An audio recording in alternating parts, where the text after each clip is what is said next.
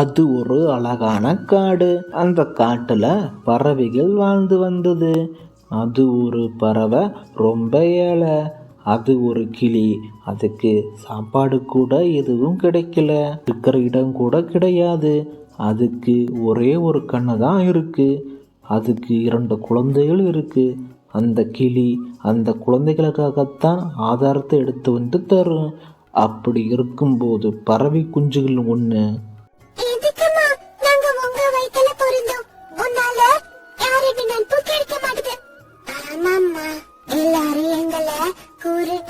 பசங்கன்னு சொல்றாங்க.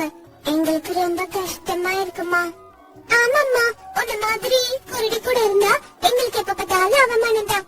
அந்த அவமானம் பொறுக்க முடியாம தானே அப்பா உங்களை விட்டுட்டு எங்கேயோ பறந்து போயிட்டாரு. ஆமாம்மா, எங்களுக்கும் உன் கூட இருக்க பிடிக்கல. நாங்க கொஞ்சம் வளர்ந்துட்டோம் இல்ல, அதனால எங்க உணவை நாங்களே தேடிக்கிறோம். அந்த சின்ன கிளிக 2 இப்படி பேசினதை கேட்டதும் அந்த அம்மா கிளி மனசு தாங்கவே இல்லை. என்னம்மா நீங்க 2 பேரும் பேசுறது? எனக்கு கண்ணு தெரியாதுதான், நான் ஒத்துக்கிறேன். நீங்க 2 பேரும் வளர்ந்துட்டீங்க.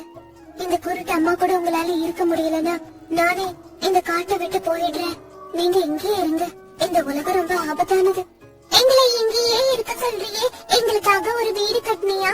எப்ப பார்த்தாலும் எங்களை ஏதாச்சும் ஒரு மரத்து மேல தினமா படுக்க வச்சுக்கிட்டு இருக்க. சரி சரி, எங்களை பாக்குறேன்னு சொல்லிட்டு நீ வரக்கூடாது. அப்போ அம்மா பறவை பறந்து பக்கத்தில் இருந்த காக்கா வீட்டுக்கு வந்துச்சு. நண்பா, சொல்லு நண்பா, என்ன இவ்வளவு தூரம் வந்திருக்க?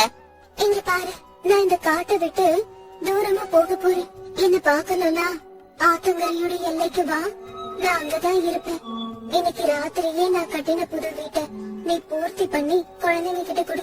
வீட்டு வேலை முடியற வரைக்கும் நான் இங்கேயே தான் இருப்பேன்.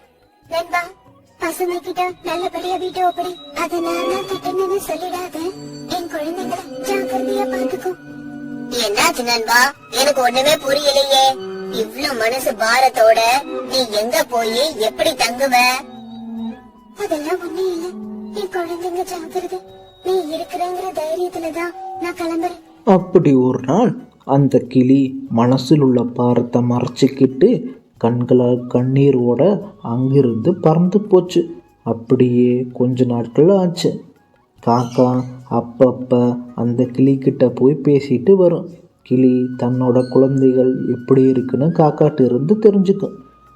ஒரு நாள் காக்கா போயிட்டு இருக்கும்போது அந்த கிளி இறந்து கிடந்தது.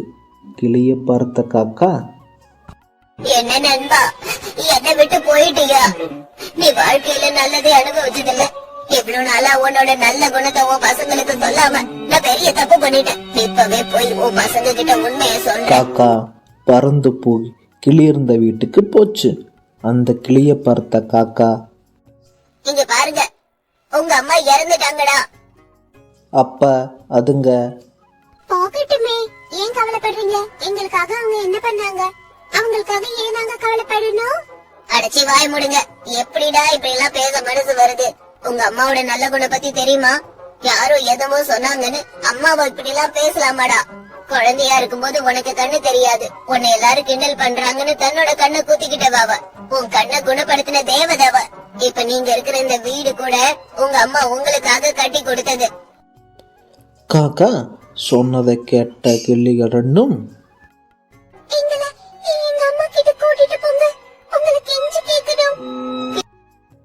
கிளி குஞ்சுகள் 2 அம்மா கிட்ட வந்துச்சுங்க. தங்கள் செய்த தவற உணர்ந்து 2 கிளியும் அழுதுகிட்டு இருந்துச்சுங்க.